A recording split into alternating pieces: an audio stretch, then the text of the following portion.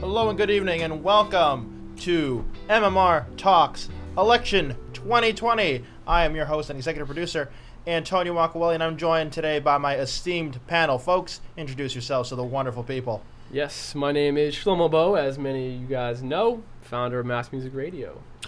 And this is your boy, DJ Famous Shamus, a.k.a. Shamus Hill. I am the radio programmer at Mass Music Radio.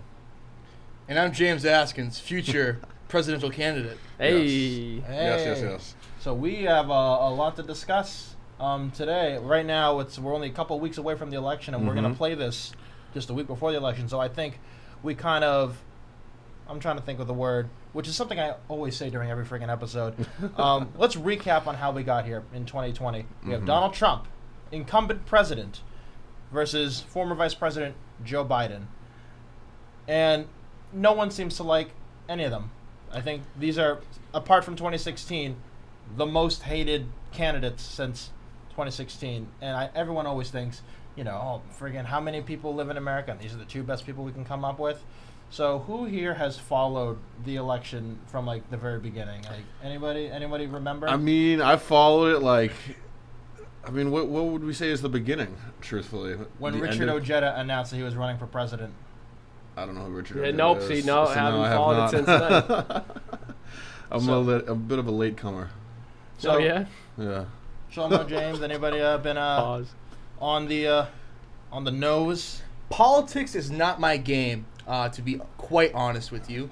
But I'm coming into this discussion here today with an open mind, and I'm looking forward to learning a lot from you, Antonio, and from my good friends here about some of the facts about each candidate. Yeah. Very well put. I will say, leading back to the original question about how we got here, a part of that process of getting here was Bernie Sanders losing the nomination. I know. And that, for me, I don't know if you guys all share the same sentiment, but it broke my heart. Same. It truly did. That little old man from Vermont, I've Old never man. loved more than probably anyone in my life. And now here we are, sadly. That's a really good point. Let's do a fucking recap on how we got to Donald Trump versus Bernie Sanders. So let's do October 2019. Bernie Sanders recovering from a fucking heart attack, fucking drowning in the polls. Elizabeth Warren, remember her? Going up. Joe Biden's beating her back. Hey, get out of here, man. I want to win. So for some reason, I still don't know what happened, but after Bernie Sanders had his heart attack and AOC and Ilhan Omar, Rashida Tlaib, they all endorsed him, fucking skyrocketing. He was going up into Christmas. And around this time, they're all really worried about him. And then they bring out the big guns. Michael Bloomberg jumps into the race. So going into 2020, there are at least 7 main characters we're going to watch out for. So it was Joe Biden, spoiler alert, he ended up winning. Bernie Sanders, Elizabeth Warren, Pete Buttigieg, remember that guy? Oh, my God. Buttigieg. Amy Klobuchar, Kamala Harris, remember her, and Michael Bloomberg. So there are really 7 main characters. Donald Trump got primaried from the Republicans too, but they didn't stand a chance. No. They didn't stand a chance against an incumbent The president. Republican Party it's as thin as it's ever been in the last 64 years. Is that what do you mean by thin? Just very thin. Thin-skinned. It is very thin. Oh, I thought you meant not united. Lack of depth. Exactly. It's just with what you got in office right now, how can you be? Well, Donald Trump did win every single state in the Republican primary 2020. And it's a damn shame he did. Yeah, it is a damn shame he did. But the incumbent president always does really well. He never gets primaried. So, Iowa. Who remembers Iowa? I do remember Iowa. The caucus. Because they go there for the fair or festival or whatever it is. The caucus. State fair over there, and they're all over there shooting the shit with everyone in the crowd. Shoving pigs in their mouths. Because that's the time when they had all these fucking... Yeah, when there was at least 30 candidates. I was going to say, because remember that first debate they had last summer? Yep. Where they had to have the part 2 because there was so many... two? Yeah, you know what I mean? There was so many people debating at once. So it's like, I can't believe... That's how we started off as a true reality show beginning to this election, and now it's dwindled down. I think there was at one point 29 serious candidates for president. What was that one woman's name? Marianne Williamson. Marianne Williamson. I wish she was Williamson. the one going up against Trump right now. Question, was there more candidates running than there was in the 2016 election? Because I remember watching the Republican debate, and there was 15 people on stage. Yeah. There were 16. Let's see. 16 and Jim Gilmore, and the Democrats at the time had 5, 2 serious ones. Yeah. Bernie Sanders and Hillary Clinton. But Iowa was a goddamn disaster. They tried a new app. So how a caucus works is basically everyone goes into a room. This is right before COVID. It was still kind of moving around in the bats. No human contact yet. But everyone would be in a room. Who's voting for Bernie Sanders? People raise their hand, and they would count. 15. Who's voting for Amy Klobuchar? 20. Who's voting for Joe Biden? Oh, nobody. And then they do that, and then they would report it. And how they would do it, instead of calling the office, they would report it by an app. Long story short, the app was a mess. We don't ever really know who won Iowa. Bernie Sanders won the popular vote in Iowa, but Pete Buttigieg won the SDE, the state delegate equivalent. So they both said, oh, well, we won. Moving to New Hampshire. Bernie Sanders still on top of the polls. Pete Buttigieg coming up. And then out of nowhere, fucking Amy Klobuchar had a good debate. New Hampshire, Bernie Sanders wins New Hampshire. Pete Buttigieg comes in second. The Klob comes in third.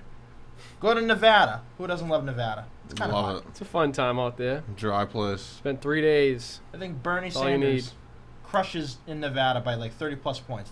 I don't know if you guys know this, but Latinos, they loved Bernie Sanders. He was dancing on top of the Bellagio, I heard. They had a great team for Latino, what's the word? For voter outreach. And then things started to change with South Carolina.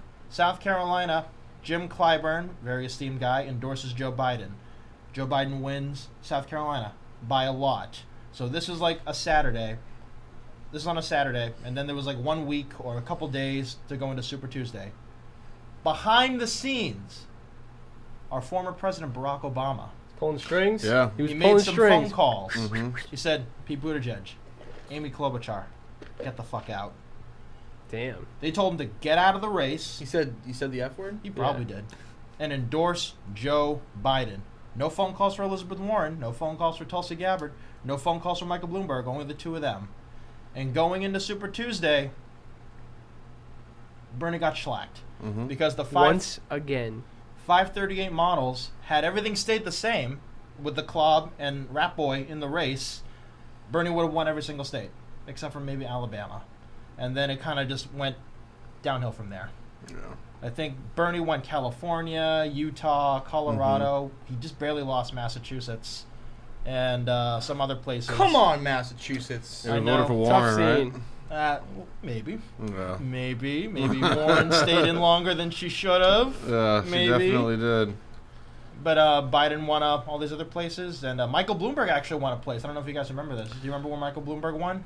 I don't know. All I know about Bloomberg is that he was paying people left and right. He's paying top dollar. Yeah. Like his campaign workers. But they actually ended up suing him. Who sued him? The workers, because he didn't fucking pay them. Oh, he didn't cut the checks? No. Yeah. So what he said was, Uh-oh. I am going to pay you all the way to November. So they're all going to stay on staff. They're under contract, yeah. Yeah, when he dropped out in March, he's like, all right, no more. All done. And that includes your friend. My buddy, Wow. yeah. Shout out Matt Hamill, yeah. Yeah, he was. I saw him at the Super Bowl in February, and he was a high roller. He was making tons of bread. I ain't never seen him with that making much bread. phone calls, doing his thing, and he's like, "Yeah, man, I have a job." He was just super happy, and then it was like maybe a month later. Sorry, Tanked. see you later. And the Bloomberg headquarters, I think we're hearing in Quincy at the old Dress Barn. Yeah. I think that's where the old headquarters were. Let's see. So Michael Bloomberg did win a place, American Samoa. Oh, Spent yeah. all those hundreds of millions of dollars, and he won American Samoa. I would not have guessed that. What were you going to say? I was going to guess like Rhode Island or something. No, yeah, American Samoa. They seem to. They love him. They love him. They They see it back love Michael Bloomberg. And the thing about Michael Bloomberg was he jumped into the race because, everyone thought Bernie was going to win. He wasn't going to win the Democratic primary, but the leading theory was that it was going to be his launching point to running an independent campaign against Bernie Sanders and Donald Trump, and then that would make Bernie Sanders lose because, you'd rather... the rich would rather lose to a Republican than win with a progressive. Yeah. That's how it's always been. Always. That's the way the cookie crumbles. So I think that just about carries us up into Yeah. this Here- current and here we point are. in time. Yep. And here we are in 2020. A few weeks away. Tail end of October. Joe Biden wins. He wins big. He wins in places that Bernie won last time. He won in Washington, which is really painful. He won in Michigan. Michigan is a very important state. Yep. And then months later, during the Veep stakes, who was he going to pick? Who was he going to pick? Who do you guys think he was going to pick for vice president? I didn't expect Kamala. I heard murmurs that it was going to be Kamala because they had a little slip up with the press release. That's right. That's what I So heard. I read that, so I kind of knew, but I really wasn't sure. I mean, Yeah. I didn't think Elizabeth Warren, that's for sure. But I don't know. I guess I was sort of at a loss. when I it think came the to same that. thing as the 2016. If Biden had picked Sanders and if Clinton had picked Sanders, it would have been a lot closer than it was and potentially will be. Yeah, but they have different ideologies at the same time, you know. Yeah. It's called unity that they want to preach at us. It's all about unity. Mm-hmm. I was thinking that he was either going to pick Kamala Harris or Condoleezza Rice. Yeah. Oh wow, that's No, a not, name Con- we not haven't heard Connie in a Rice. minute. Susan Rice. They're, they both believe That's a roughly the same throwback. thing. Yeah, Yeah. they believe in the same thing. There was some murmurs about Karen Bass. I would like it if Elizabeth Warren got picked, but of course it's not going to happen. The Nope. ideology, no unity, and they ended up picking Kamala Harris, Mm-hmm. who has a spotty record in and of herself. Yep, exactly, at best. So I think now, should we dive on into who do we think is going to be winning? Yep, The and presidential I'm not putting election. it now. That we're exactly going to do that. So we filled out our own electoral maps, not because, yeah, James. We filled out our own electoral maps on how we think it's going to go. Who wants to go first? How about we do Shlomo, Andy? All right. Not Andy. Seamus. Andy, right there. Andy, what do you think? So Shlomo, what do you think? You go first, Shlomo. All right. We'll go diagonal. So I have, and this Sure, is of what course. this is what I think. It's not what I believe. It's not what I'm hoping for, but just my gut's telling me. If you guys can see, it's mostly A red. lot of red. I have Trump winning most of the Midwest, the South, and like the North, if you will. And then I have Biden winning most of New England and the West Coast, California, Washington, Oregon, Idaho, Utah, and Alaska and Hawaii. What are your numbers? My numbers for Republican would be 303 and Democrat would be 235. So roughly around what happened in 2016. Yeah, this is just what I think is going to happen. What do you guys think? Seamus? Alrighty. Well, I guess that leads to me. Similar to Shlomo, I think I'm going to put on my glasses. I want to see this. Oh, yeah, you're going to want to see this. I Alright. think the regional similarities are definitely there. This is my electoral college map. I have Joe Biden winning 325 to like 231, I believe is the final You got score Biden there. over the top? You have I got Biden. I got Alright. Biden coming up. A couple of questionable states, but you know what I mean? I think the ones that matter are going to vote in our favor. There we go. Okay. What I'm thinking is I've been looking at a lot of polling and a lot of logistics. So here's mine. I have right over here. I have Joe Biden winning 359 to Trump's 179. I have Biden flipping Maine Congressional District number 2, Pennsylvania, North Carolina, Ohio, Michigan, Wisconsin, Iowa, Nebraska 2nd District, Florida, and Arizona. And I know this makes it look like the biggest Biden stan, of which I am not, but I'm just going off of what I've been seeing. I've been following this election for a long time, as you guys know. Mm-hmm. I really do think it's not a lock, but Democrats, if they want to win, they have to do the bare minimum. All they have to do is win back Wisconsin, Michigan, and Pennsylvania. Mhm. That's the absolute bare minimum. Yep. Joe Biden, for all intents and purposes, let me take my glasses off, is the bare minimum. He ran for president twice, got embarrassed, he fucking lost. Let's see, what else? He didn't have a single campaign office in any of the Super Tuesday states. He barely visited them. He came in 4th in Iowa. He came in 5th in New Hampshire. And he came in 2nd in Nevada. Those 3 big swing states. And then he finally won in Democratic politics, a politically insignificant part of the country, South Carolina, which really shouldn't have mattered. And I'm trying to figure it out. I had this whole thing planned out. Losing. And then all because of the right time and place, everyone was able to coalesce behind him. He was able to win by doing the absolute bare minimum, walking around. I got a question, Antonio. I have an answer. Would he have been able to select Obama as his vice president? Or is that against the rules? Hypothetically, if he was like, all right, I'm running for president, who's my vice president? My boy Barry. I think from what I've been hearing I hear a lot of different things. It's more you can't take the oath of office for the job more than twice. So I don't think he. Oh, because he ran too. Okay. He ran, but Biden's running for president, so it might be. Please consult your legal experts for that. But to wrap up, if America was a meritocracy that we say that it is, Biden wouldn't have even made it to Iowa. He's just been skating by his entire political life. Got some country music. And he has to do the bare minimum. And he is the bare minimum. And what that is, Pennsylvania, Michigan, Wisconsin. That's all they have to do. That's all they have to do. If Trump wants to win, he has to hold everything, and he has to go full Sophie's choice and pick which ones he can keep, which one he can give away. But as of right now, with the bare minimum election, I think Joe Biden's going to win. But I can see him expanding on the map in Arizona and North Carolina and Iowa and Ohio. But again, I think those margins are going to be a lot closer. But the bare minimum of those three, I think he's got it. Shlomo, I actually found the answer. That was that brief musical interruption we had. I found the answer to your question. What's that? No, Barack Obama would not be eligible because, as the 12th Amendment states, a person cannot run for vice president if they're not eligible to run for president. And he is not eligible for presidency because he served 2 terms according to the 22nd Amendment. You can't violate that. All right. Thank you. He's out. Here He's we out, go. sorry. He's out. I had to get the answer for us. Now, James, what do you got for us? Well, when we colored out our maps, I kind of didn't realize we were going to be using the maps for the show, and We thought it was to keep.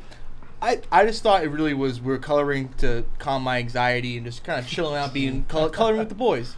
So I kind of colored it like this because I kind of think that Trump is going to dominate and he's probably going to win again because, well, that's just kind of what I have the feeling. Like as a person who's a bit undecided, like I go outside, I see big Trump flag going on the back of a pickup truck. I see my crazy aunt on Facebook going off about Trump. You know, I feel like Trump really has and I look at a lot of these states. I mean, obviously, probably won't end up like this, but I look at a lot of the states with the big numbers, and I really think they're going to vote for Trump, and it's scary because I think he might be a bit of a wild card. But Antonio, you have potential in the politics game, so I'd appreciate, for all of our sake, clean up the language a little bit. I could say fuck all I want because I'm a fucking scumbag and I'm a Quincy local. You are potential president of the United States. I don't need you cussing and cussing like a sailor. Did I drop the F-bomb? You were dropping a lot of F-bombs, which is I good think because I have. feel you're passionate. I know you're passionate about politics. I'm angry. You're angry, and I'm excited to be because I want to learn. I got an F word for you. Yeah. Furious. Yeah. Oh, another fed. Well, 2 words. Fed up. Yeah. Fed. Fed up, feds too, yeah. But yeah, I colored the map like this because I kind of feel like Trump's gonna win. You know, if it were this time last year, I would probably agree with you. I think Biden at the time was a very weak candidate, and but you know, COVID really threw a monkey wrench into everything. The economic downfall from that, Stimulus is all that, yeah. So I think if there were no that in the perfect world, well, there's no perfect world where Donald Trump's going to win, but if Donald Trump were handling it good, he could have easily won re-election. I remember I was watching, I think someone said, if Nancy Pelosi offers a stimulus, Trump says, fuck you, I'm going to double it. Oh, there it is. So would you say the pandemic has hurt Trump? Oh, yeah. Yeah. Because the people who are leaving him the most are the people in the suburbs and seniors, and those are the ones who brought him into victory last time around. We remember it was only 70,000 votes in 3 states that changed the whole course of the country forever. And it wasn't us. Wasn't us. 70,000 votes. That's like just under the population of this whole town, this whole city.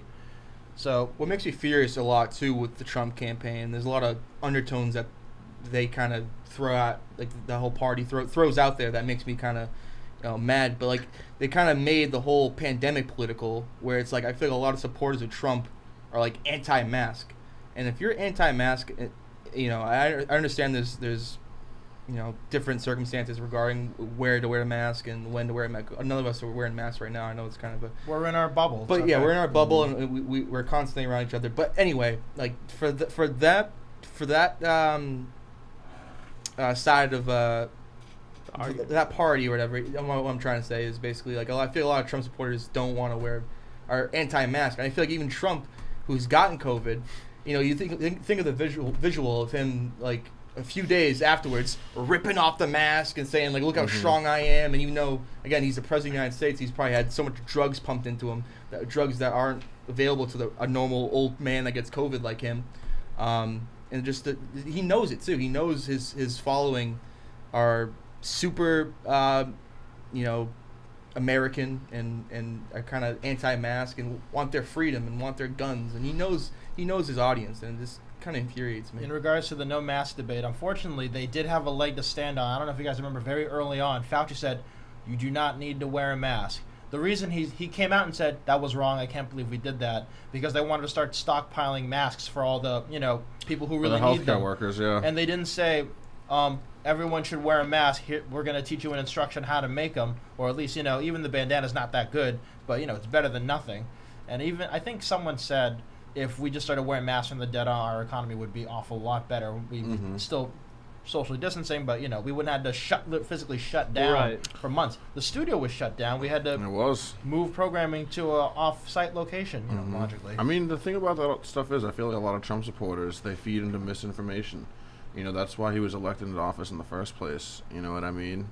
Seizing weak-minded people and exploiting their fears and exploiting what's going on mentally for them, and then literally gaining presidency because of that, Like, it's crazy to think of how all these social media platforms have been used as a tool in that regard, especially with the mass. We all see, and everyone knows at least that one person that'll post on their Twitter timeline like, oh, I can't send my kids to school, but I can go to a restaurant and sit next to people, and it's like all these memes, they might seem like stupid and stuff at face value, but the Trump campaign and all that demographic of people, they're using it to their advantage. And I will say, man, you brought up memes. He posted a meme the other day that I actually laughed out loud. It was hilarious. It was Biden. It said Biden for president, and he photoshopped Biden sitting with his legs crossed in like a nursing home. And I laughed because I was like, yo, this is what we've come to. What have he we tweeted done? from his personal account a meme of his opponent. And just to think, yo, he's in his 70s. Like, it was such a petty move that I just shook my head. I was just like, wow. No. What have we done? No, Are you kidding me? It's crazy. You wake up every day and you're like, yo, what am I even like watching the news? Like, everything's just ridiculous, But aside from COVID. Let's remember that 2016, the country was angry. Yeah. Because we knew that, bless you, and we knew that, the government wasn't working for us and we wanted change. That's why, Bernie Sanders did as well as he did. He won 40% of the vote. He won 21 states. Almost won the primary if it wasn't fixed against him for Hillary Clinton. And a lot of the populist angst, unfortunately, went to Donald Trump. I am not saying that Bernie Sanders supporters voted for Donald Trump. That is not the case at all. Very small. But the people are angry. Hillary Clinton was more of the same. But moving into 2020, I think this country is scared. We're on edge. Yeah. Like, America feels like we need like a calming presence, and they see that Joe Biden is going to be that. They don't want the guy who's just like, hey, remember Qasem Soleimani? Let's go kill him again. Yeah. No, we don't need that. Oy, oy, oy. We don't need that moving Oy forward. vey is what I We don't need more World War III stuff. So that was a very interesting conversation. So don't forget to vote, everybody. You can vote for whoever you feel as if you need to. Speaking of voting, Yes. moving into the next subject, have any of you had people vote for you in any elections in your past? I know for me, I'm thinking back, I don't think I've ran for anything in an election. I should have. I would vote for you. People have told me, like, oh, you make a good politician, and I'm like, you know what, I am a bit of crooked, so it's like, I could dabble a little bit. There you But go. have you guys ran for anything at all in your past? Shlomo, weren't you the president of the Italian club? Yeah, there was a few. I was in a few elections. I was the president of the Italian club. I had my right-hand man, Ivan Rari, as my vice president. Yeah. That was actually my first office I ever held. It was fantastic. We did a lot of fundraising. We killed it at the cultural fair. And yeah, man, it was a small group, but we were very powerful at the time, Quincy High. After that, fast forward a couple years, I find myself in college, UMass Amherst, and I used to go into the campus center and I saw the student government, the SGA, Student Government Association. And I had some friends who were in it, and there was an opening for Senate, the senator, and at the time they had different offices for each year. Class of 2018, 19, I think it was 17 and 6, whatever. I was a sophomore. And so I thought about it. You know what? Yeah, I'm going to run. And I represented the class of 2018. I ran a campaign. I won. It was great. I got to, you go around the dorms, speak to people. You go to different offices. I was in a bunch of clubs, radio stations. So How many babies did you kiss? I kissed a few babes. Oh. No, I'm just kidding. Yeah, thinks he's slick. No, it was fun, man. I remember the very first meeting that I went to for the student government. I sat in, sort of the back area, just kind of soaking it up, and there was a debate. Now, when you're in student government or just government in general, when you get to like a certain debate, the protocol is like you have the issue, right? You have the pros and the yays and the nays. Like, they basically have two podiums, and you have the president in the middle, the moderator. And like one by one, you get 2 minutes. So like, you go up for the yays, and the issue at hand was whether or not to ban plastic straws on the campus at UMass. This is my first meeting. I'm in there. It's like maybe 7:30. By the time we get to that, we get into the debate. It was so heated. It got personal. Like, people were like kind of taking personal digs. And for me, I just kind of came into it. I know that everyone in student government was kind of cliquey, like, it's politics. Very cliquey. Mm-hmm. Very And cliquey. I learned very quickly, like, it's a serious thing, favors and how you vote depending on different issues. Like, certain people will propose new legislation.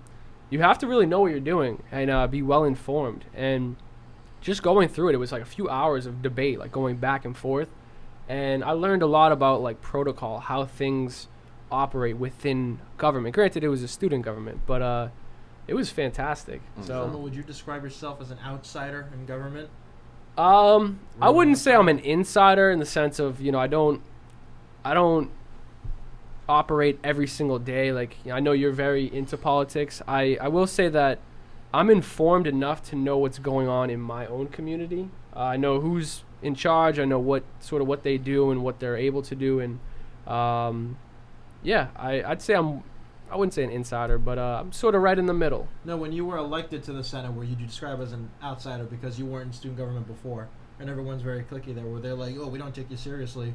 Depending. Some of the the higher ups, the chairs. The chairs. You kind of you're the new guy. You have to, ease your way in. I made some friends very quickly. My friend Bobby, my friend Cole, and Senator. Yeah. Senator. Senators. Yeah.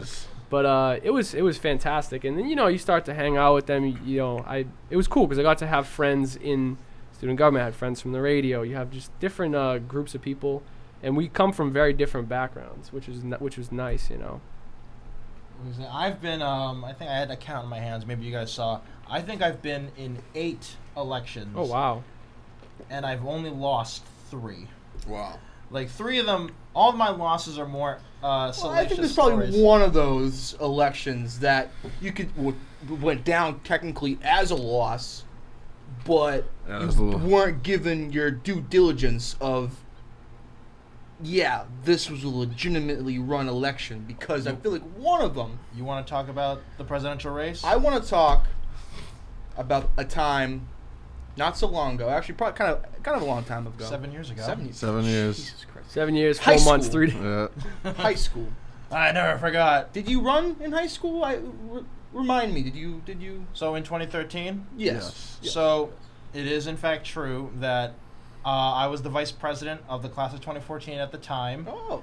And I won those offices very easily. I won three in a row. And then... And fair to say, you were back then, and still now, a very charismatic, outgoing, informed. Oh, I was not as informed as I was. I didn't know anything about politics when I was in high school. But you still had Informed a enough. passion for it, right? Yes, I was a good politician. And to everyone in our class would say it was very noticeable how enthusiastic and in turn point made you very likable and definitely seemed like you had that election in the bag. So we're obviously going to talk about the most controversial presidential election in Quincy High history. Me challenging incumbent president, my boss. Are we saying names? Like, we don't have to say names. You drop her name. No, if you we'll keep want. names out. We can keep names. We'll bleep it. We'll say Taylor. Taylor. Okay, sure. Jenkins. We'll go with Jenkins. So this was So I did decide I wanted. Taylor to, McNixon. There we go. So I decided that I wanted to run because I felt we could be doing more. I don't know if you guys remember this, but the class of 2015, they were such a good student council. They were like really good. They were having like fundraisers all the time. Everyone was enthusiastic. They had Mr. Carey as their dean. Yep. I'm all like, man, I want a piece of that. So I'm going to be in charge. So I decided to run, but I don't think I've ever told anyone this story. On another reason why I ran, because there was a little bit of a grudge in there. Oh, wow. Something happened that made me start getting a little angry Uh-oh. at the establishment of which I was a part of. What happened? Was this a smite campaign? We'll find out. So we'll find out. So so it was after the pep rally when I was a junior in high school. Everyone remembers for Spirit Week, all the classes have a part of Quincy High to decorate. Yep. And at the time, ours was the rotunda in the back. So we decorated the whole rotunda with balloons, the streamers. We painted on the wall. We looked great. So after the rally, I was leaving. I get caught by our dean, Dean McPartland. She goes, "Hey, you're going to clean all this up, right?" I go, "What? What do you mean I have to clean this up?" "Well, student council has to clean it up." "Okay, sure. Let me get everybody." So I text everyone in student council. None of them show up. Damn. None of them show up. No president, no secretary, no treasurer, no at-large members. I had to clean the whole fucking rotunda, and we had 2 floors that we had to do. I had to pop. I went to the cafeteria to break like a spoon so it was sharp. And I popped every balloon. I ripped down every. Put the man hours in, man. Every Good. poster. I cleaned all the paint Blood, off the sweat, and window. tears. And some rage was building up in me. I was so furious. We gotta pull the tapes from the Quincy High security. Yeah, and we just probably have see video this. of this. So then, some time had passed, and the broadcasting supergroup of Ellis, Fitzy, and Connor, they were doing a video on student government, where I don't think you guys remember this either, where the end of the video, actually, they interviewed our class president, and they said, "We've heard a rumor that Antonio's going to run for president," and she says, "Well, that can't be true because he told me that he's not gonna." And then Ellis said, "Well, he told us that he was." Wow. So that's how they delivered the message. It was through a video It was. on the morning announcements. It was before I came out and made an actual speech, so obviously controversy all around. Yeah. Our class 2014, divided down the middle. Mm-hmm. And what you don't know was, a few weeks afterwards, the president approached me. Uh-oh. She approached me, and I didn't tell the story either. And she offered me co-presidency. What? She offered me co-presidency to split The plot ticket. thickens, bro. Split the ticket, and I said no, because I knew I was going to win. Wow. What is? That's James, nuts. The more I learn about this story from 7 years ago, the more angry I get, because the more obvious that, because again, I'm telling you this right now. You should have started off with the whole I had to clean the entire rotunda after you and your friends left after the rally to go do God knows what, and she tried to make a plea deal. Yeah. We could be co-presidents. Are you kidding me? Who are you mad at? Well, no, I'm mad at the corrupt system. Oh. But I am a little now ripped at you for kind of dropping the Uh-oh. ball a little bit. Uh-oh. You kind of had the ace in the back pocket and you just kind of left it there. Well, no, because I thought my pair of twos would win. Well, that's on you. So, flash forward, I get called from the student council president to her office asking me to drop out of the race. I told her no. I get called down from the dean asking me to reconsider my election. I said no. I ran a dynamite campaign. As you remember, broadcasting, we got to leave school early. At 2:15, we got to leave school early. So what I would do is I knew who had seniors and juniors in class, and I'd wait outside that classroom. When the classroom came out, I was shaking their hand. "Hi, I'm Antonio Agcaoili. Nice to meet you. I'm Hey, how are Robert ya? Brown. How are ya?" How you doing? James isn't sad anymore. No, it just infuriates me because then you absolutely did win and you got robbed. It was an inside job. You got Al Gore. No campaign ads were allowed because no one wanted to make ads for my opponent. So I just had to go off of what I had. Election day came. Speeches were given. Incredible. I remember you got a standing ovation. Thunderous I remember there applause. was a very thunderous applause. Thank you.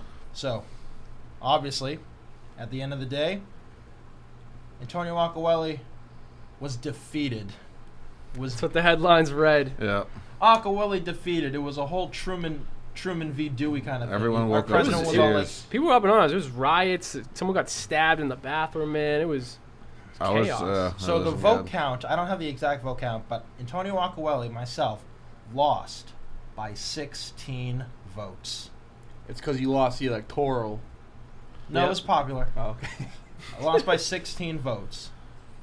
Several days after, I've been hearing some stories about what was going on behind the scenes. Mm-hmm. Everyone's been telling me. Connor Houlihan even told me a story of people manipulating ballots to my favor. Some people are manipulating ballots to my opponent's favor. Some people who were at our high school reunion, they said, I don't remember who it was. Yo, we were backstage when they were counting the ballots. Antonio, you won. Wow. I don't know what happened. I forgot who it was, but they know who they are. There's also that rumor that Russia got involved. Yes. Russia very was much so. involved. North Quincy High was involved. It was yeah. We can't have this. Can't talk about that. I lost my election, and on top of that, I got demoted from vice president to secretary. damn. That's awful. Yeah. So that was one of the biggest L's. Wait a second. controversies. Who took your position as vice president? I think it was Curb dog. It was because she was the regular president of student council. It was the dean's daughter. Wow. Of course it Yeah. was. This whole thing is corrupt. It reeks of Yeah. corruption. It reeks. But I got two more close wins for you both. Yeah. Okay. For everybody. Yeah. So I ran two other times for other things. So when I ran I was in an organization in college called the Residence Hall Association. We were the largest club on campus that advocated for students who lived on campus. And I was a junior. I was in the club for 3 years. I want a Antonio Agcaoili power grab. So I'm like, I'm announcing today that I'm running for vice president of this organization. And I ran unopposed for at least 4 weeks. 2 weeks before the election, the incumbent treasurer of the club, who's already an executive, was challenging me for the job. So I go, you know me, I can't take these losses too seriously. Can't take these elections too lawfully. So what I did was I went full house of cards, and I talked to every single person who was allowed to vote. Now in the club, the people who could vote were members of the club and the executives. So I talked to every single person. I go, oh, you should vote for me, or who are you voting for? And then I kept doing that and doing that and doing that until I had a supermajority, more than 60% of the vote. I'm like, all right, we got it. Election day. I do my speech. There was a little technical error with my speech because my walk-off music didn't play. Oh God. Oh God. It was Africa, song? It was Africa by Toto. Oh, That's good one. fantastic. I had it right at the chorus, and it wouldn't play. I go, thank you. Uh-oh. And then as I'm walking off, get away from you. That's tough. That's So- a tough scene right there. Yeah, very, very cringeworthy. So me and my opponent were waiting in the Without hall. without the fact that you picked Africa by Toto as your walk-off song. I had so many other Should've picked something by You Rick should have Ross. been prancing off the stage. So we're waiting in the hall while they're counting and debating, and we're doing the very, oh, well, either one who wins, we know they're going to be very, efficient in the job. I'm thinking, thank you for saying these nice things. I'm totally gonna, I'm totally gonna win this. So we're called back in, and we're walking back. We don't even get to our seats. We want to congratulate blah blah blah for winning the election, and I fucking lost. Oh, no! I lost by 2 votes. Wow. So here's what happened. 2 people flipped. One person didn't show up, and I couldn't vote for myself. So my supermajority was gone. That's awful. So I lost by 2, and then I got elected secretary, and I'm like, oh, well. Back in your I old know, position. I don't really, again. It's your freaking seasoned secretary. And here's a really good plot twist. December 2017, the president resigns. Scandal. because they want to, do other opportunities. So we're looking at, who's going to be president? Who's going to be president? We need someone who's in the club. That February, I announced I was running for president of the club. Hell yeah. And I won my election Oh. with over 85% of the vote. Wow. And on top of that, I had a full house of card moments. I was sitting in the new office that I had, and I go, vice president. That's all I wanted. I just wanted to be vice president. Now I'm in charge of this fucking club. Yeah. Did you fire the vice president? I would have fired him right I away. would've. Well, you know what? The vice president left on their own accord. True story. Suspicious. I was gonna say. Very suspicious. They're gonna okay. get whacked if they didn't leave. So. And I got one last quick little one because Shlomo was in the Senate. I also was in the Senate. So this is around the same time. I wanted more power. So I announced I was running for University Senate. The University Senate exceeds. This guy's got like 5 offices. The University Senate is more powerful than the student government. So when I was running, how that election worked was there were 4 seats. Was there 4? No, there were 5 seats. 4 for undergrads, 1 for graduates. Mm-hmm. And the top 4 vote getters were seated. So I did my campaigning. I had flyers. I was shaking hands. I go to computer labs. I go to the library. I go to all the restaurants on campus. I went to the game room. I was killing it. I would do a stump speech in every single class I had. Election day came. And remember, top 4, they got seated. Antonio Agcaoili came in 5th. 5th place was defeated by a freshman, and I lost by 12 votes. That's close. Every election I lose is really close. So, very upset. Flash forward to September. I get a phone call from the person who advises the University Senate, my committee. And I go, hello? Hi, Antonio, I don't know if you got my email, but we have an opening in the University Senate, and according to the bylaws, the person who came in 5th is appointed to the seat. So Antonio Agcaoili got slid in the back door, appointed to the seat because the chair of the old committee got ousted. Oh wow! They're like, there was a coup. Yeah, there was a coup, and they installed a new chair, and the chair was like, "Oh, fuck this, I'm out of here," and she quit the Senate, and then I got appointed, excuse me, and I did a lot of good things. What did I do? I established the GIFT Task Force. It's an acronym for Green Infrastructure and Future Technologies. Established that task force. I was the deciding vote to kill remote learning for former convicted felons. I thought there was going to be shock. We were all dismantling it because we were building a new system. Mm-hmm. Nice. And Ice Cream Thursdays? No Ice Cream Thursdays yet. We should listen to that on Mass Music Radio. Ice Cream Thursdays. Fat Kid Fridays. My minimum wage That's bill an idea. got killed in committee. I had a bill to increase student minimum wage to match it to county minimum wage, which was from $7.25 to $10.25. It got killed in committee. And I talked about this on my other show. A couple of years later, that movement continued down to student government, and they picked it up, and now they passed it. Hey. And now That's what I'm talking about. I got The that's my Antonio legacy. effect, yeah. The Antonio effect. That's my legacy. So those are the. I hope they named it the Agcaoili effect. Or no, they didn't. They did not. Those Bastards. bastards.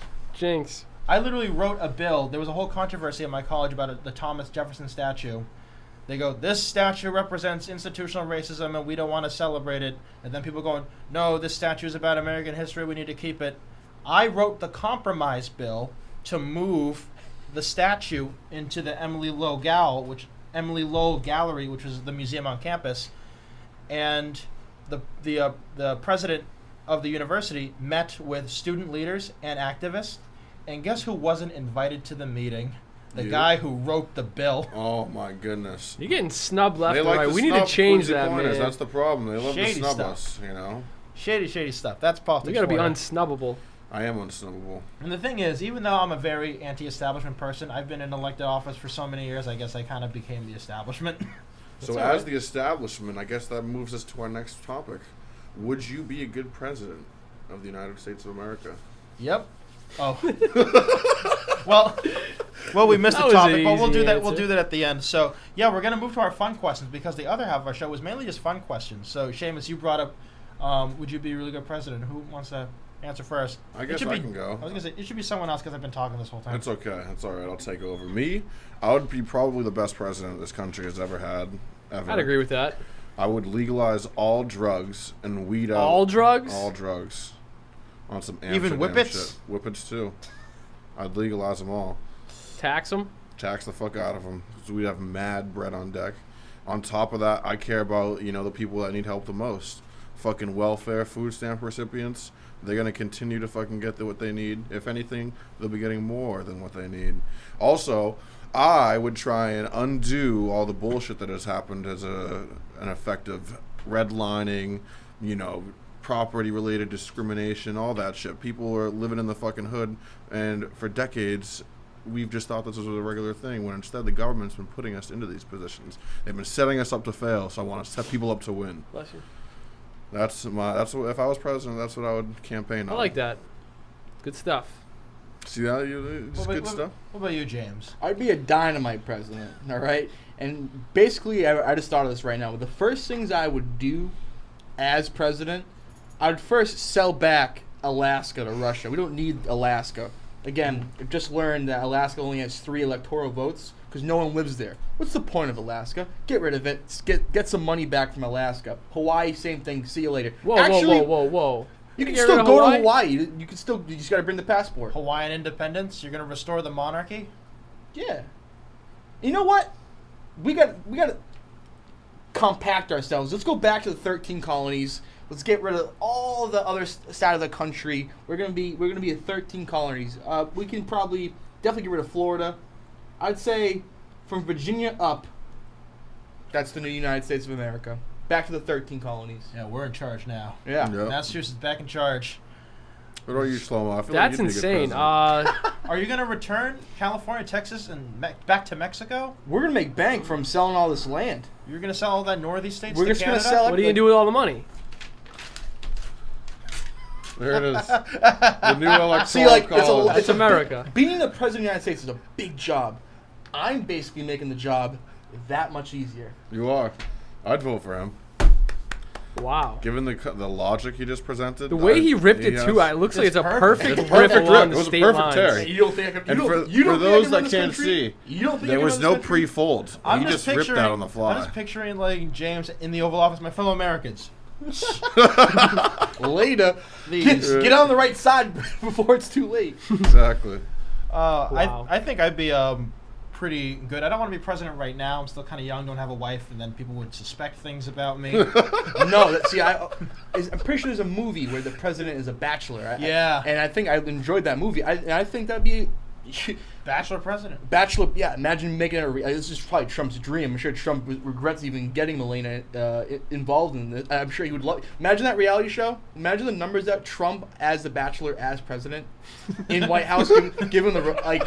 In Again, the rose I'm garden. not- I'm not a fan of this guy whatsoever, but that would be the most highly rated television show of all time, I think.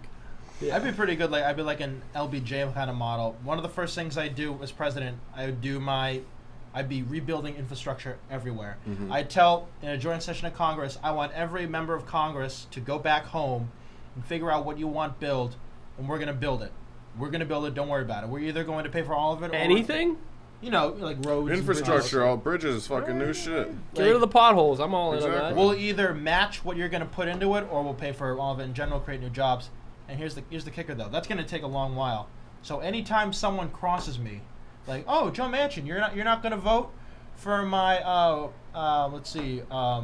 universal broadband? Well, guess whose project has been moved to the back of the line? No, Universal sorry. broadband. That new bridge to get over to Weymouth, not happening. Sorry, you got to wait after Hawaii, and then I can move people up who've been treating me well. So you're gonna play and- favorites, Yeah. all right? I am going to play I favorites. mean, whoever votes for the Green New Deal, I'd vote for you. That's all I care Let's about. see. I'd be a great president. Would I be a good president? I'd like to think so. I think I'm pretty fair. I'm a pretty reasonable guy. I think coming from where I come from is an advantage. Where we come from, I should say. Starting from the ground up, and I think I would do a fantastic job. But I mentioned it earlier. We were talking about George Bush, and I wouldn't say I'm the best at certain things, like when it came to like, foreign policy, like I can only sort of speak another language.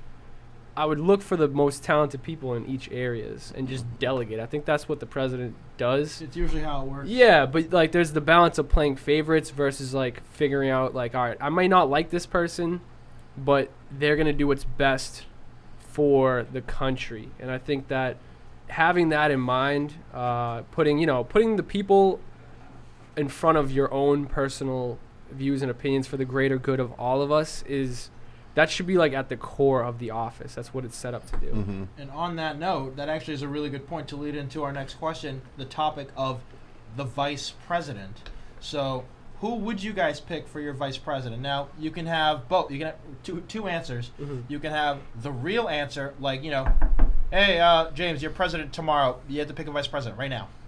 Like someone who even like, you can know them personally or you can know of them.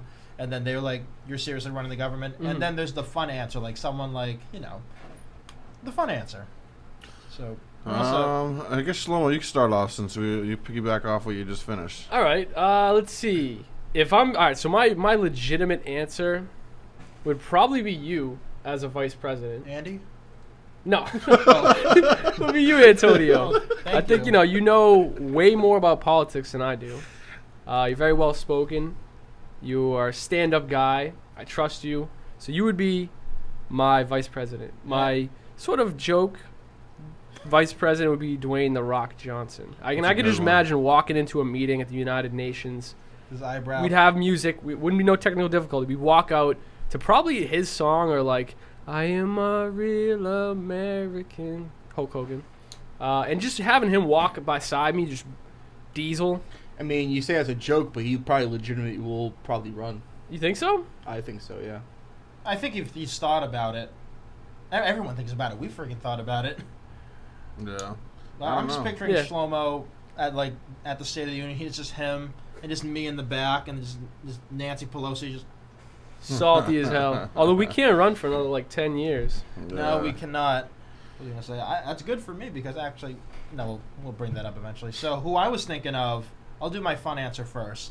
So Antonio Agcaoili, pretty, lefty from the Northeast. So who's gonna balance the ticket?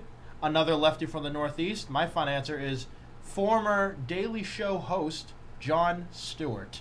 That's a good one. Jon Stewart's a great guy. He's very funny. He's very well versed, and he actually has history of passing legislation back during 9/11.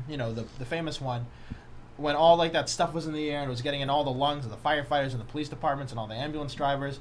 Jon Stewart pushed for the 9/11 first responders bill because it wasn't getting anywhere in Congress. He had to shame the entire government to end up passing it, and they ended up passing it because of Jon Stewart's tireless efforts. Mm-hmm. I think he'd be a great attack dog. He'd be a good cheerleader for the administration, and then I honestly want Jon Stewart to run for Senate in New York. And he's hilarious, so He's funny. That is true. there you go. My serious answer is a guy that I don't think anyone here knows, and that would be Russ Feingold. I know Russ Oh, Feingold. you do? Yeah. Yeah, former Wisconsin senator. The former Wisconsin senator. That's yes. the one. Let's see. He was in there for a good bit. He did. What's the famous one? McCain-Feingold, the campaign finance reform. It balances the ticket. You got a lefty Filipino from the Northeast, where you're gonna get some older white guy from the Midwest whose name is Feingold. And I think He finds gold. Yeah. The only issue with Russ Feingold is the most recent attempt to run for office. He ran for his old seat against Ron Johnson.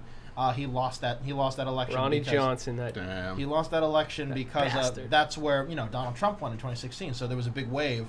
So Russ, it's going to be Agcaoili Feingold or Agcaoili I love Stewart. I think, honestly, it's funny that you brought up the Daily Show because my joke of vice president would be Trevor Noah. Ah, I okay. think that would be, honestly, not to say he's a joke or anything. He's very well spoken, but you know what I mean? I think if I'm going for my real one, I'd have to choose Bernie. Sanders? Bernie Sanders. And then Now, it would here's be the like thing, the Shamus. thing where I'd have the title, but he would do all the work. Well, I want to just point out one fact that by the time we're eligible to run, we have to be 35, I believe. 35. So that's 10 years from now. Bernie Sanders will be in his late 90s.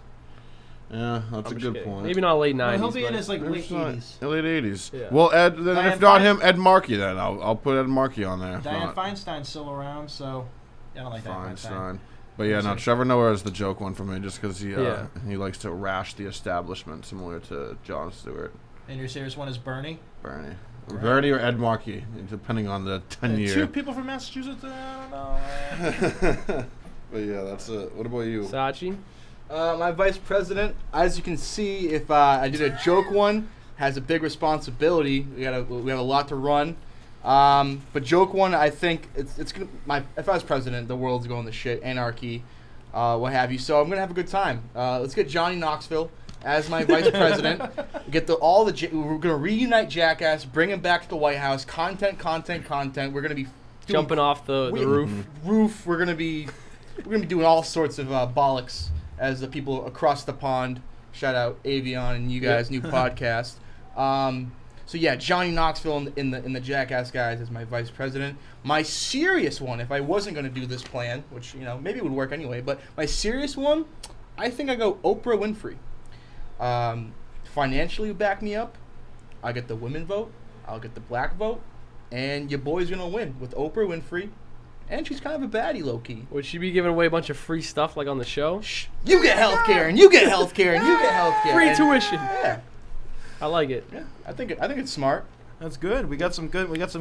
Fantastic. Now, here's the inverse. You get the phone call. You get like Joe Biden or Donald Trump on the phone. Shamus, I need you to be Vice President. Mike Pence, don't trust him. Very nasty guy. His wife's name is Karen, so that's a big no. Big no. You're my Vice President. His wife's name's Karen? Karen Pence, yeah. Oh, that's terrible. It is. And he calls her mother. And then Shlomo, you get a phone call from Joe Biden. Like, here, say hello. Hello? Huh? Is that you? You're Vice President now. Word? Kamala's pissing me off. Word. So would you guys think that you guys be a good Vice President? I think, it depends on how you look at it. Within the context of me working with the establishment and working with these, what I would like to say, corrupt politicians, President of the Senate. I would be like, you know what? I'm not going to get along with you guys. I'm going to try and do what's right for the American individual, not for whatever is good for you and your buddies' pockets. I wouldn't get along So with it's him like either. I'd be good for the people, not good for those fucks that are already in office. They wouldn't like me. What about you, James? You'd be a good VP? Yeah. I think I would be a good VP. Going off my record, I think it would be a pretty good VP until I get a little power grabby and I'm going to challenge my boss. That's Uh-oh. okay. Happens to the best I of mean, them. yeah, well, VP, you're what? You're a glorified yes man, kind of. Yeah, you got to be the attack dog. You got to cheerlead. You go, "Now the president is wonderful." Yeah, Yeah. imagine the stress that Pence is probably under. Because I mean, obviously, I don't care. no, I don't care. I mean, he can go to hell for all I care. I but, mean, look how he looks. His hair's so white. I'm just Yeah. saying, imagine having to pretty much defend everything Your boy does. the That's what I have to do every day with Oompa Shlomo. does, That Yeah, must be a damage tough gig. control at all times. Yeah. Would you be good VP, Shlomo? Yeah, I think so. I believe so. Being No, vice be president, Be honest. Say no. would I be no, I don't know. It depends on what I was tasked to do. For those of the, I obviously know, but for those of the listeners who don't know what the vice president does, Antonio, what is the vice president? What is he in charge of? You're the president of the Senate. All right. You break the tie if there's a tie. There's not ties anymore. There's only the tie like maybe once or Oh, twice. I know this one. You, the president croaks. Yeah. You were the president. It's a big responsibility. Yeah, I'd be down. You got to balance the ticket. You got, like I said, you got to be the cheerleader for the administration, and you got to be the attack dog. Like you have Mitch McConnell going, "The president is not doing a good job, and Vice President Shlomo Yeah, I is a get in his disaster." face. The president's doing a damn good job. Shut Point up, match. Mitch. Smack him up. No. Oh, No, I think I would do a fantastic job. So How about this? Let's Could hear you be bought out to work for the Trump campaign? Like you right now, If you said name your price, would you work for him? depends. Well, it depends on the job. You just gotta work for him. No, Okay. just alright. bluntly no. Okay. But you if you put me in charge of like the arts of the country, like arts or You can make some change and difference. Yeah, hell yeah. Trump hires you to be the guy on TV who always has to be like, "Oh, with the Trump campaign, we have Shlomo Bowe. Shlomo, why did Donald Trump say those horrible things about?" No, the I wouldn't be a Inuit?" PR guy. No chance. But yeah, if I actually had a job where I could do some really dope stuff for Massachusetts, the country, whatever, yeah, why not? But you gotta wear a MAGA hat. that's a stipulation. Nah, I wouldn't wear it. So in regards to campaigns, would you guys think that you would run a clean campaign or a dirty campaign? Just nasty. Mine would be nasty. So, Yeah, it would be a horrid campaign. I think that's easy to say, and I think I would go that route too. But I think it really kind of comes down to who's your opponent, right? Because if you are running a nasty campaign against, let's say, sweet old lady, Lily Goo, for instance, you're gonna look like an asshole and you're gonna lose. No, I wouldn't. But if you're like, go harder next time, dog. I don't. For the listeners that don't know who Lily Goo is, she's a nice, short, small, sweet Asian woman. Again, if you're gonna run a dirty campaign against a sweetheart like that, it's gonna backfire greatly. So yeah. I can see how maybe if you were running against yourself and it became such a dirty, disgusting smear campaign, yeah, it might work for you. But I think it depends on the opponent. Yeah, regardless of opponent, I'm going dirty. No matter what. Okay. No matter what. I wouldn't go like character. I wouldn't say like oh they're kids or I don't talk about But family. what if they went there? Oh, absolutely. I would say absolutely. But I'm just basically just gonna go off who donates to their campaign. Yeah, they're bought. They're bought. I'm not bought. Vote for me. Look what they voted for. Like if you're you're bought. I'm not bought unless it's by big saltwater taffy. That joke's not landing. They can buy me out. I know we laughed. He killed Shamus. Shamus is done over there. Okay, I'm wrong. That was good. But I'd run a very honest campaign. And if why did I get us? Sorry, I'm just fucking dying. Oh my god, that was a good one. Yeah. But if my honesty comes off as an attack, because there's a lot of people who are like, you said all these terrible things about my candidate. I brought up how your candidate's for the death penalty, so that's not my fault. I'm hitting you with facts. I'm sorry. If I'm hitting you with facts and I'm hitting you with your own record, why are you mad? You can hit me with my record. I voted to kill remote learning for convicted felons. Put that in an ad. But I would run a pretty clean, positive campaign because the thing is, nasty campaigns damper turnout. But tamper turnout for who? Or for them? Or could for be strategic. Undecided? You got to be careful. Could be strategic. And if we implement ranked choice voting in Massachusetts, those are going to be a lot cleaner campaigns because you want to be the second choice and the third choice. So there's not going to be Antonio Agcaoili and stuff like that. Facts. How about you, Lucas Shlomo? You're going to run dirty or clean? Here's the thing. I'm a nice guy. But if my opponent starts talking spicy, it's on. It's on. Like you said, I'm not going to bring family into it.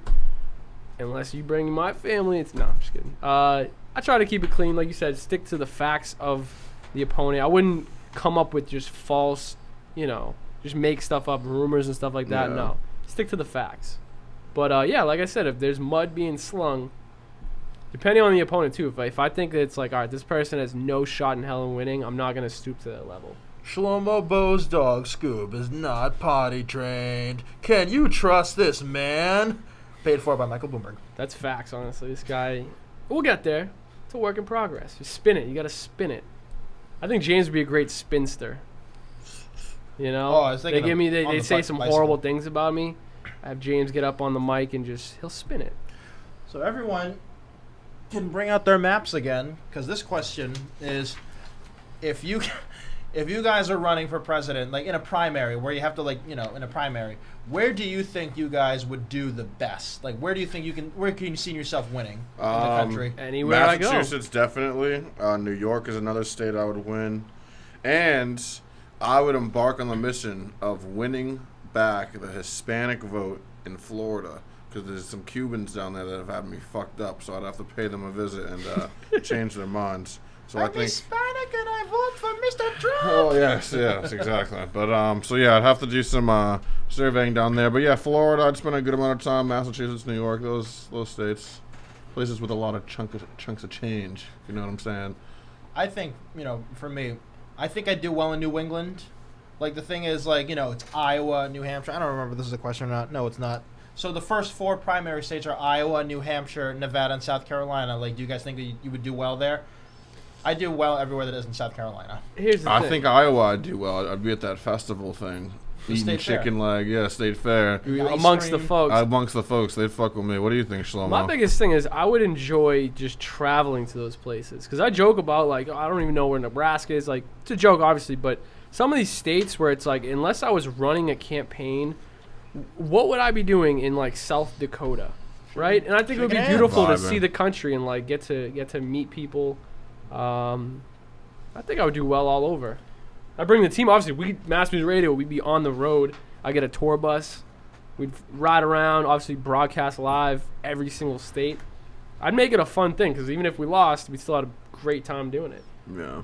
I think I would really campaign hard in New England. I think I'd do really well, even though there's not a lot of delegates in New England. I think I'd do well in Pennsylvania, New York. New York is my second home. Virginia is my third home. I think I'd do well on the West Coast, Alaska and Hawaii.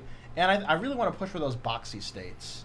I think I do well in those boxy states. You know, all the mountains and the plains. Wyoming, Colorado. I think they'd like me. I think, Nice. and Yeah. even the Midwest. I'm selfish. I'm like, I think I can win everywhere. I'm not winning in the Deep South. You wouldn't get Texas. I'd get like second or third in Texas. Well, Texas is changing, so you never know. I would love to go to pull up in Houston. Woo! Shlomo, I'd probably get caught up on the Shlomo. campaign trail. I'd end up in California and in LA, spend like way too long Spend there. a week there. They're like, even yeah, you have a campaigning. speech tomorrow night in Boise, Idaho, and I'm like, nah, I'm gonna stay in LA for like another 2 days. We'll do that one. We'll do it virtually. The California primary was 3 months ago. Yeah, you know. I'm in on beach in Hawaii. Like, yo, I'll be back with Tennessee. Yeah, I'll be there in a few days. But yeah, I think all of us would do pretty well. What are you thinking, James? What do you think you'd do I well? think I'd do really good in the Northeast. I think I'd have Colonies. that. I think I'd have that in lock, but everywhere else might be a struggle with my suggested plan. So, They might be upset with you. Yeah. Texas would like me too. I'm a Cowboys fan. I think I can win over some of the nice people in Texas. Yeah. My aunt's in Alabama. You got that on I lock. think my aunt could convince some of her friends to vote for me. Other than that, looking rough for me. But I think I could do well in like Chicago and like Missouri, like all Hell those yeah. like that middle stuff. I think I'd really want to win West Virginia because I understand West Virginia. Colorado would fucks with me. I'd be like, you're doing a great job with the weed And the shrooms. and the shrooms. Everybody here would probably win Colorado, Yeah. Yep. California, Oregon, Washington. If I went to Colorado, I would love to just go skiing and just with an American flag. skiing. And just slide down the mountain like I'm running for president. Let's go, baby. How much more American could it get? So we have all been in Mass Music Radio for a good bit. We have a good grasp on everybody. So hear me out. We are now the Mass Music Radio party. We are now a political party. All And we right. got to vet someone to run, for president. Out of all the people who are like in the station, who do we think should we nominate? Shlomo for president and me for vice president. I think it's pretty good. I like We're that. covering a lot of I stuff. just think Shlomo's the talker, but I'm more of the hound dog, which is the vice president's type of role. You know what I mean? I'd agree somewhat. I'd like to nominate maybe another vice president. You gonna Andy. replace me? Yeah, I think I need someone I can trust. That's and, some bullshit. I think my vice president has to be Scooby. Oh, boo! Boo! Can't even speak English. It's all right. That's all Whoa, right. slanderous. I'm sorry. I'm just saying he's a dog. Let's see. I would like if we did that in mass. I mean, that question's kind of odd. Like Shlomo is the president of mass music. I think that makes the most sense. But I think what I would like to see is kind of like, I'm not sure if you've ever seen the movie The Purge. Yeah. If we can become that party that suggests that we do a purge every year. Mm-hmm. What's that party called? I think it's called like The new founding fathers. so new The instead of- NFF. Instead of that, the Mass Music Radio Party, and once MMRP. every day, once every year. Once every day. that's kind of what it is now, kind of. But once every year, Uh-huh. no laws.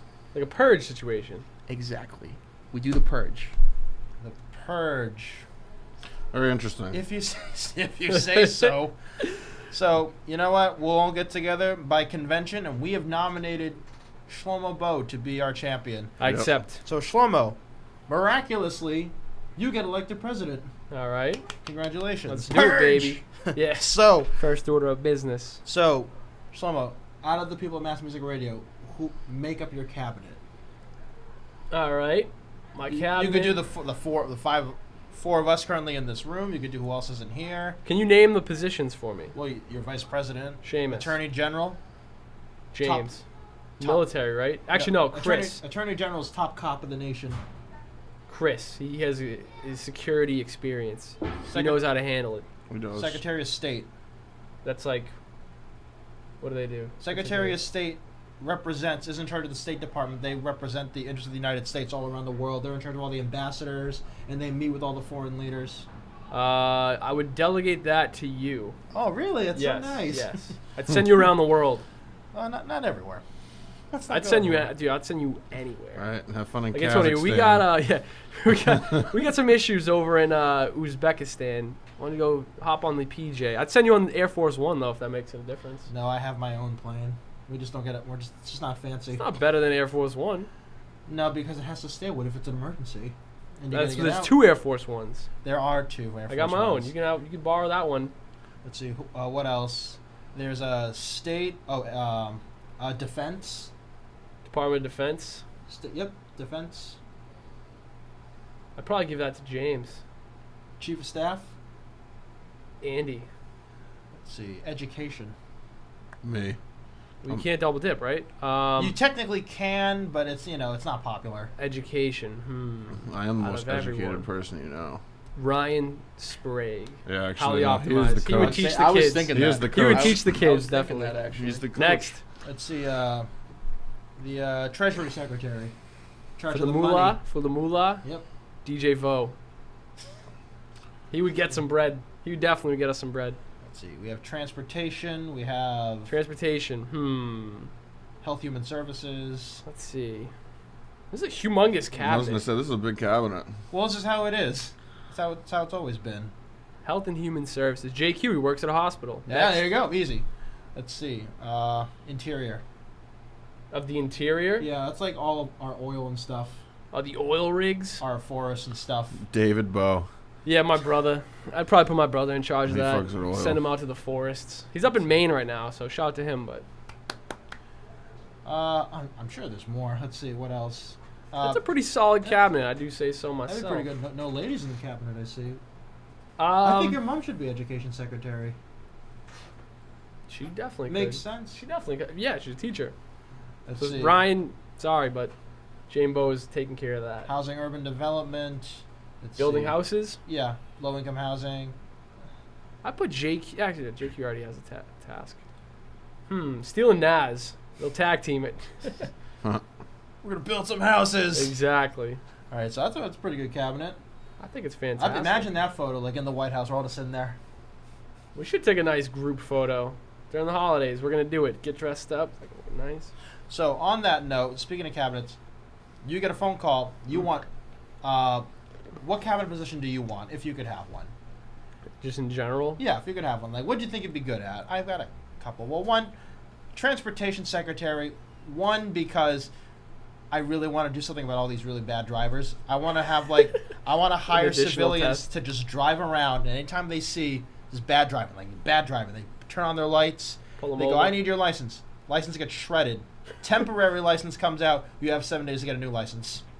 You have to take the road test again. Yeah, you got to take the road test again. Or after every 5 years, you have to take another road test. Like, I would love to do that. That'd be nice. I would love to be UN ambassador because it's the closest thing to being a senator in Star Wars. You know, that big thing with all the aliens. Yeah.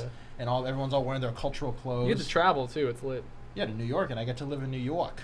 Let's see. I think it'd be a good Secretary of State, but I don't know all these countries. Like, I don't know who the hell am I gonna. Hey Shlomo, you should appoint the Uzbekistani vice ambassador. Sure. And then I think it'd be good for VA secretary. You know, taking care of the veterans. Oh yeah. I think making it'd be good sure. at that. How about you, James? Nothing. Mine would be I don't the. want to do any. I'd be He gets the call. transportation. He would send it to voicemail. I'd do transportation, and I'd be on some Ed Markey shit and make a railway that spans the entire United States and eventually into Canada and Mexico. Trains. More and more Trains. trains. Healthier, Trains way are healthier cool. for the planet. They're cool as fuck, and they're way healthier for the planet. All right. I want to take a nice long train trip with like my own cabin. That'd be sick, wouldn't it? Blow mad cush I wanna out the do window. that. And they're probably cheaper now because Yeah. no one's traveling. So I mean, trains, transportation. That's nice. I I'd would love to go from revitalize Boston it. to Also, LA. I was driving yesterday, and I was like, "Yo, Why didn't, like, when we built all these highways, why do we put them above ground when we could have just put them below ground, all of them? What do you think of the big dig was, my dude? Yeah, that's one tunnel and a small section of highway. I'm talking about the whole, every highway should be underground. It did make a good difference. Let's see. Let's see. Let's see. Start I building think more highways Okay. underground. That's what I wanted to tunnel it. tunnel it. I like that. What would you be good at? No, I'm gonna go with treasurer. I think Treasury Secretary. Treasurer secretary. I think it would be great making bread, and one of the biggest things I would do is start up the line of merch. USA, that's one of the greatest brands of all time. I think I could take us to the top. T-shirts, It's actually visors. We're talking all kinds of new merch. It's actually against the law to put the American flag on merchandise. Not if you are America, buddy. I mean, but Who who owns says the you copyright? are Yes, I America? have The government. heard that. Native Americans own the copyrights to this country. Oh, whoops. No, they don't own the copyright of the American flag. Also, I take back what I said. I don't want to do nothing. I want Shamus' job, but I want to make a train that goes around the world. That's fantastic. I want to start. How you gonna get over the ocean though? Under. Under it. Through it. idiot. Remember Or the, make a tunnel. yeah, remember the channel that goes from the UK to Paris? Yep. I've taken that. Me too. I want to Kinda start. fire. I want to start the groundwork asleep for a on it. worldwide train I would like Everybody a get worldwide on. train. that goes faster than Shamus's trains and Yeah, runs more right. efficiently. You wish. More I efficient. know this is off topic and it's I against hate my you own for morals. I have a good channel story. When I was a freshman in high school, I'll be very quick. I was taking the channel and I was with two girls from our high school, and everyone fell asleep. And I woke up and these two girls were sleeping on my shoulder. I'm all like, Ooh. ooh, I like this. I'm like, should I put my arms out? I'm like, no. When they wake up, I'll just sit here like, enjoy it. There you go. Never gonna happen ever again. I'm surprised transportation secretary was popular in this group. I love transportation. I love I transportation. use it every day. So, looking at the list, More I think helicopters. the next subject of conversation is: has anyone ever seriously considered running for political office? We talk about this a lot. So, Shlomo, do you want to? Sure. Yeah. Yeah. I think so. It's a very real possibility. Obviously, I'd like to start locally. I wouldn't just be like one day, yeah, I'm gonna run for president. You know, you have to learn the ins and outs of politics, and I think starting locally is the best way to do that. And you can, affect change in your community. You know, start small. You know, gain a great career like that, working with the people, your neighbors, basically, and then Yeah, I consider it. I agree. I would only do it if it was on a local scale, Mm-hmm. because I feel like, as we all know, that's like where you can actually implement change. Right. You know, I couldn't see myself getting into politics and not being like a change maker at the same time. You know, so Yeah. I agree. I say no, but I tell you what, I think I'd be good because I definitely can be bought, and I think I definitely would be a good puppet.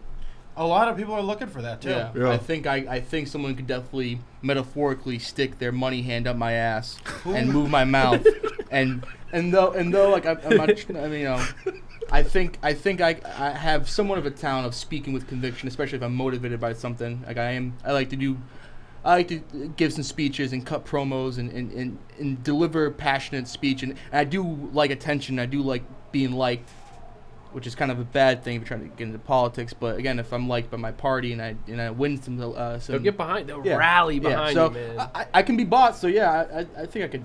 I would like to. Who would you like to be bought out by? Like The, what the industry? highest bidder.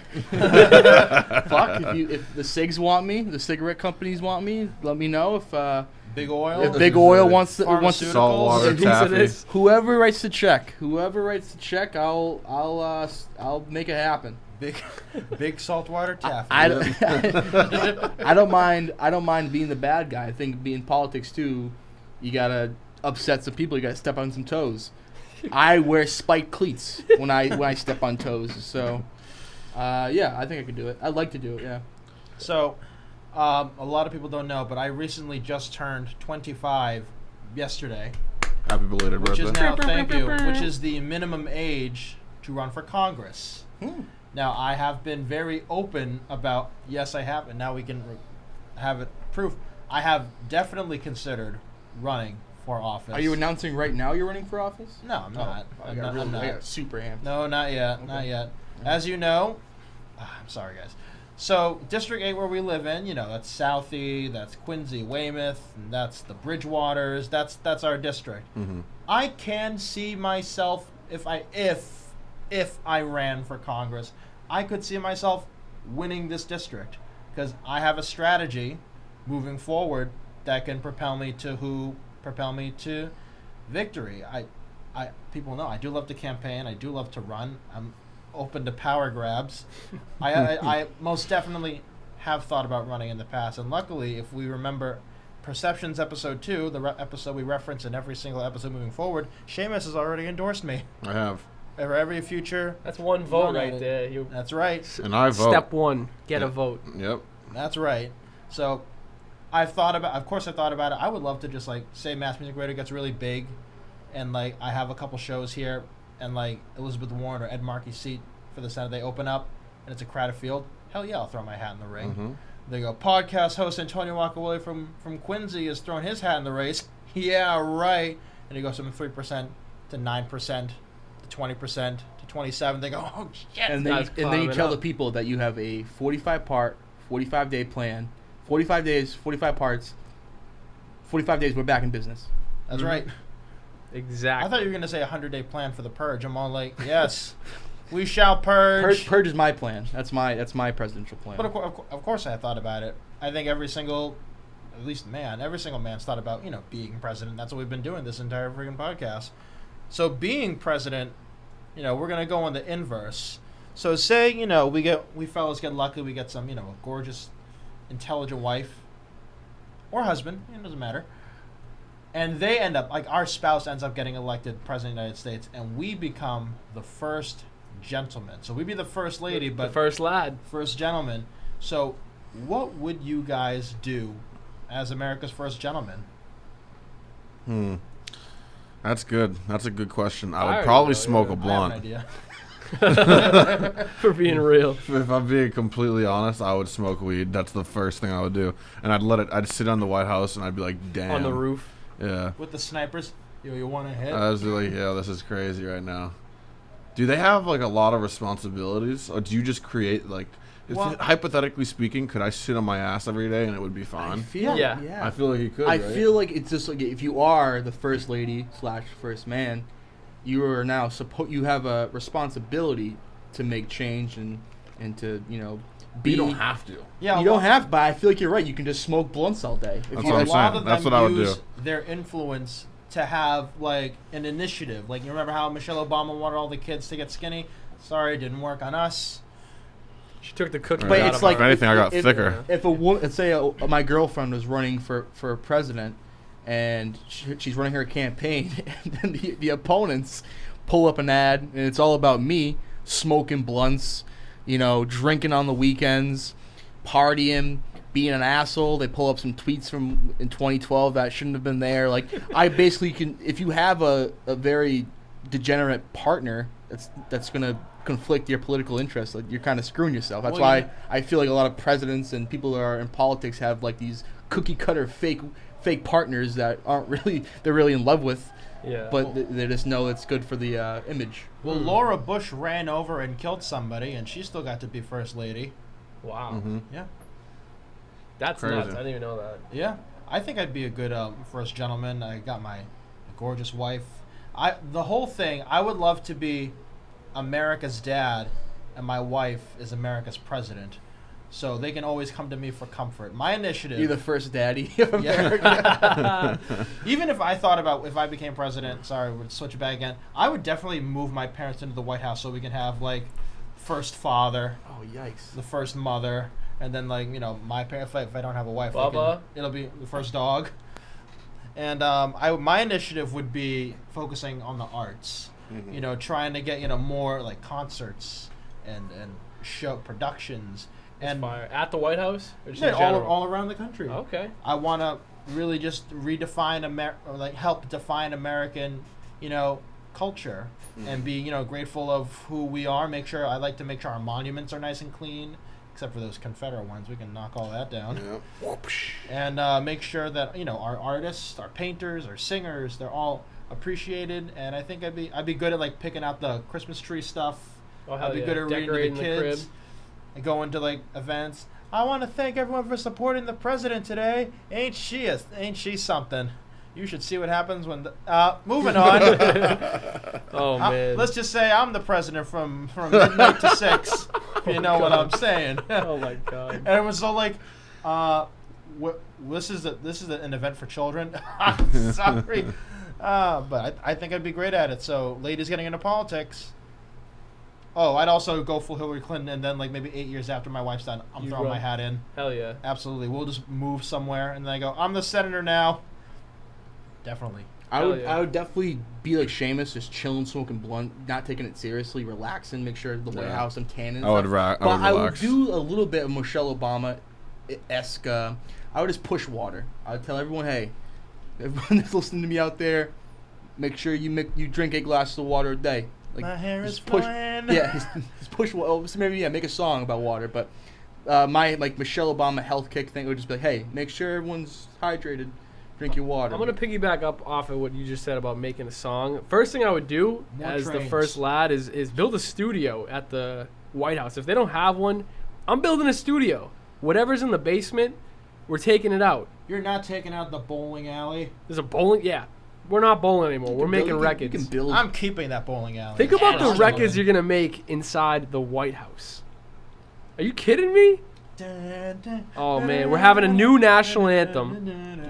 We're making a new national anthem. Before that, that's one of my first initiatives. Like, the thing's outdated. We're doing a new one. can we just make it WAP? No, it's got to be family friendly. Yeah.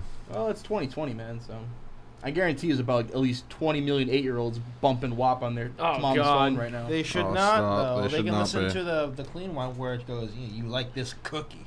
Yeah, how is a Kids Bop version of that gonna work out? They're not gonna make it, kids. I hope not. I don't think so. Chores in this house. There's some chores in this house.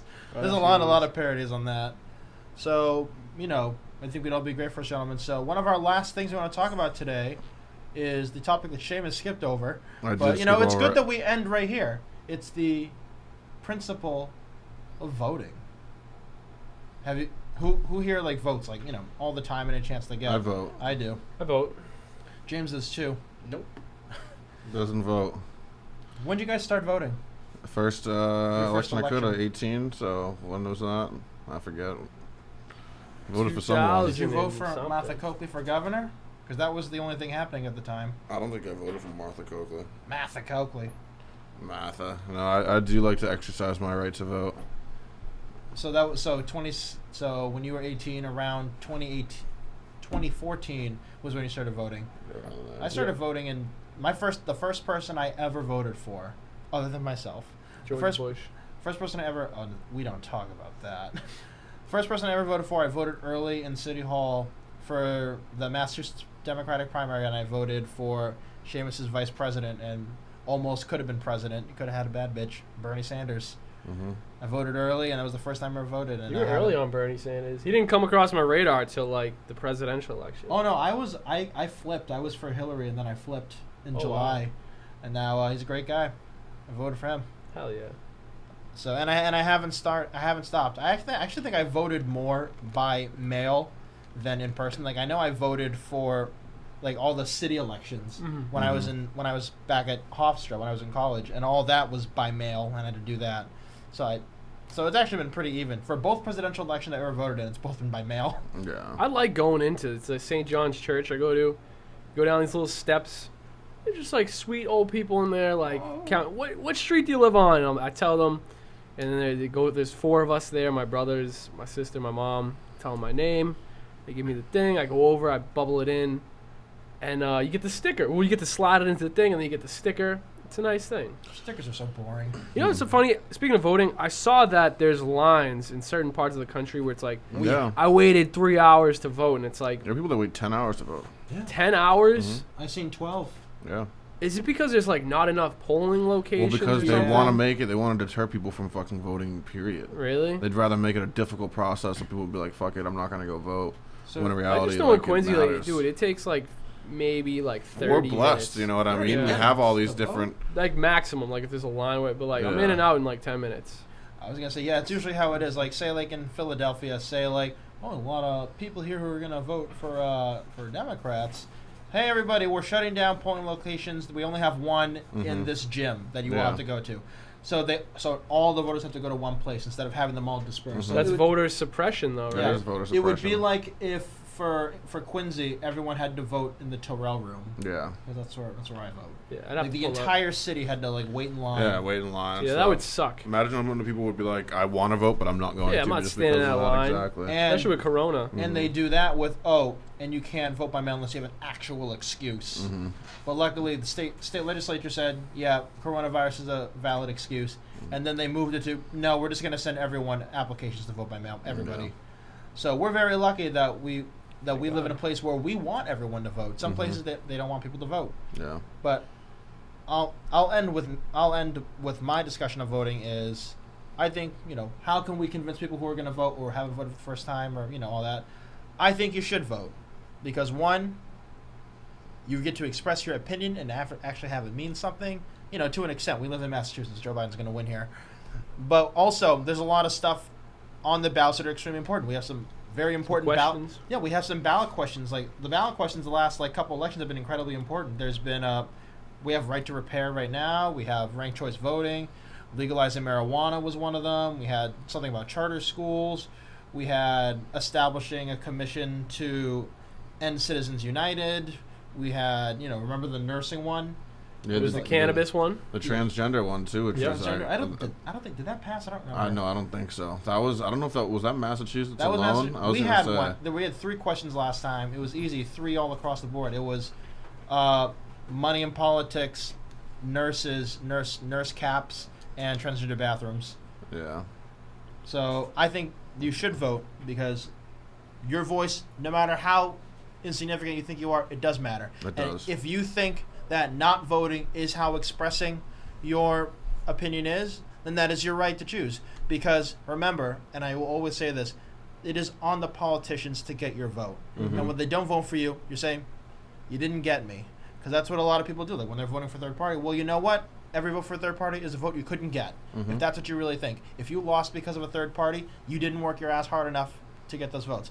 Remember, the 3 elections that I've lost, I didn't work my ass hard enough to get those votes. I could have gotten more votes. So, that's on me. I'm not going to shame the people who voted for me for not voting hard enough. Yeah. So, go out there, vote, register, and it's fun. I like voting. Haven't missed one. You get a sticker. You get a free sticker, too. And now, do we have any recommendations to go off the end of this week? Oh, yeah. I know I can start off with I a got a lot book that I've actually been reading called The Color of Law, A Forgotten History of How Our Government Segregated America. I highly recommend this read to all of you out there. So what's it about, or is the title pretty explanatory? And pretty self-explanatory. It I essentially figured. gives case-by-case examples of how the different laws were enacted to separate us by race and social, standards or whatever the word may be. But yeah, basically the government separated all of us by money. Wow. So you should read about it. I've got some recommendations. I got a lot of movies and shows. So, if you're watching a film, I think anything by Adam McKay. You guys know Adam McKay? Big progressive. He did movies such as The Big Short about the 2008 recession. He did Vice about Dick Cheney. Yep. He produced with Will Ferrell the movie Hustlers. Have you guys ever seen that one? I have not. That's the one with Jennifer Lopez. She's a stripper. Oh, I'll And have to watch that. It's a really good movie because it talks about how based on a true story, how these strippers are fleecing these Wall Street guys out of all their corporate credit cards. Yeah. So that's a good story, and it talks about how the game was back then. So anything by Adam McKay was really good. Political TV shows, I have 2. It's obviously Veep that was on HBO. I thought Veep was hilarious. It just ended a couple of years ago. It's about Selena Meyer, the vice president. Sorry, there's a fly on me now. Selena Meyer, played by Elaine from Seinfeld, Julia Louis-Dreyfus. She's the vice president, and she wants to go full Antonio Agcaoili, go for some power grabs. And then on the other end of the spectrum, we have a show that's been canceled, not because it just ended, but because we don't want anything to do with it. It's House of Cards. Yeah, that's a fantastic show. House of Cards was so freaking good very early on. I just love watching those really politicky kind of episodes, where they have debates and they have elections. I remember there was an episode where the president shut down, they forbidded states from voting because there was threats of violence. So the electoral college, no one had 270, so they had to postpone those elections. So Veep, anything by Adam McKay, and House of Cards, and voting. Go out and vote, kids. Yes. Especially those kids, because they think everything that we want is stupid. You tell them wrong. Damn Shlomo? Skippy. James, what do you got to recommend? The Steel and Naz podcast on Hey. Mass Music Radio. Check it out. It's great.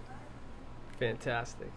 I'm going to piggyback off of that, which is, something that I'm sure everybody has access to. Facebook Marketplace. Ooh. And the reason why is if you lean back a little bit, and Andy, if you cut over to Shamus, if you look in the back there, those hats that are in the display case, those aren't just floating. That is a beautiful brand new display case showcasing Mass Music Radio's new merchandise. And got it on Facebook Marketplace, picked it up, met this guy from Quincy, moving to Amsterdam. It was cool. There was other people picking up cases, got to schmooze with them. And I don't know. For me, there's obviously Craigslist and other apps. eBay. Yeah, but I was able to Paper. check out the dude's profile first, make sure he wasn't like a sketch ball. And I also got this table that we're all sitting at on Facebook Marketplace. Beautiful table. So I recommend that. Nice. And don't forget to vote. Yep. And so before we go, let's do our promotions. We're actually pretty good on that. We had Steel and Naz. Yep. We had Mass Music famous Radio. Shamus. We got the Artist Spotlight with Jack Kerouac that premieres tomorrow. Yes, sir. Well, whenever, we're whatever in the time this future, is. so Exactly. But yeah, Artist Spotlight series on Mass Music Radio. Go to massmusicradio.com and click the Artist Spotlight tab, and you'll find out more information about it and be able to hear the episodes. Yes, sir. And so we also have our new store. Yep, It's the coming up. online store We got is a lot of good stuff, merch popping for off. Mass Music Radio. Mhm. Speaking of Mass Music Radio, for those who may not remember, this is actually a special episode of MMR Talks. This is our second live special. We did a Halloween special, which, if everything goes good, happened yesterday, and we might have some more holiday specials in the future. We Yes. also have MMR Talks streaming on all platforms, and it's a great show. Great show. We have a lot of fun, and I want to thank everyone before we go for Thank coming you. here Thank you. and This was dressing great. up. Had a lot of fun. Thank Andy for being here. Thank for Scoob for being a good boy back there. We gotta He's make sure- snoozing. I don't know if you can see him. Yeah, let's see if he's breathing. Yep, good. He's doing well. And everyone who lives in Massachusetts, don't forget to vote. Polls close at 8 o'clock. If you are in line while the polls close, you can vote. So make sure you drop off those mail-in ballots and make sure you vote, because this is the most important election of our lifetime until the next one. So thank you for watching MMR Talks Election 2020, and we'll see you next time.